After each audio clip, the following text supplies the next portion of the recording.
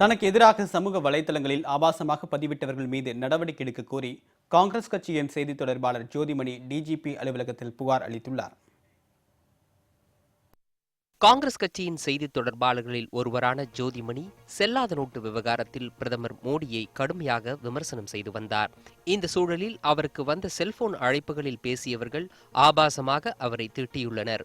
அடுத்தடுத்து தொடர்ந்து அழைப்புகள் வந்த நிலையில் சமூக வலைதளமான ஃபேஸ்புக்கில் ஜோதிமணி பற்றி சிலர் குழு தொடங்கி அருவருக்கத்தக்க வார்த்தைகளை பயன்படுத்தி விமர்சித்து வந்ததும் தெரியவந்தது.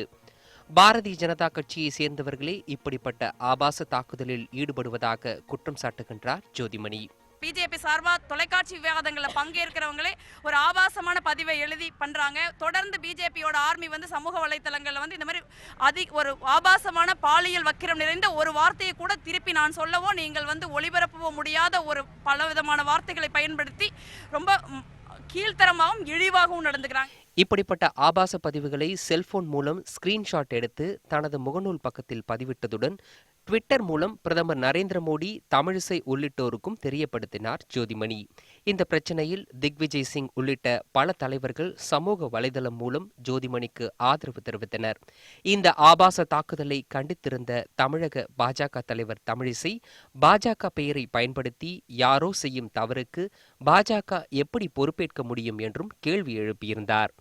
தமிழிசையின் பேச்சு தன் மீது ஆபாச தாக்குதல் தொடுத்தோரின் பேச்சு போன்றே இருப்பதாக குற்றம் சாட்டியுள்ளார் ஜோதிமணி.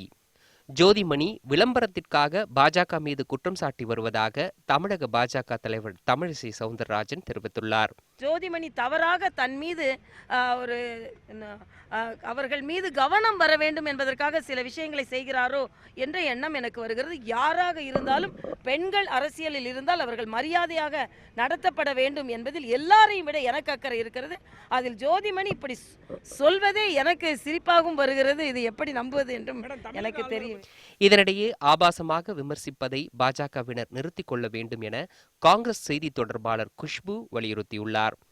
என்ன பண்றோம், எது செய்யறோம்னா ஒண்ணுமே முன்ன பின்ன தெரியாம புரியாம பெண்களை மட்டும் இலவமாக பேசி பெண்களை தாக்கி பர்சனல் அட்டாக், ரொம்ப கேவலமாக பர்சனல் அட்டாக். இதுதான் பாஜக அவங்களுக்கு தெரிஞ்ச ஒரு பாஷை சொல்றோம், மொழி சொல்றோம், அதுதான் அவங்களுக்கு தெரிஞ்ச மொழி. இந்த சூழலில் தன் மீது அவதூறு பரப்பியவர்கள் மீது நடவடிக்கை எடுக்க கோரி சென்னை டிஜிபி அலுவலகத்தில் ஜோதிமணி புகார் அளித்துள்ளார். தூத்துக்குடியில் நடைபெற்ற மாவட்ட அளவிலான குத்துச்சண்டை விளையாட்டுப் போட்டியில் 14 வயது சிறுமி மேடையிலேயே மயங்கி விழுந்து உயிரிழந்தார். தூத்துக்குடியில் கேலோ இந்தியா என்ற திட்டத்தின் கீழ் மாவட்ட அளவிலான விளையாட்டு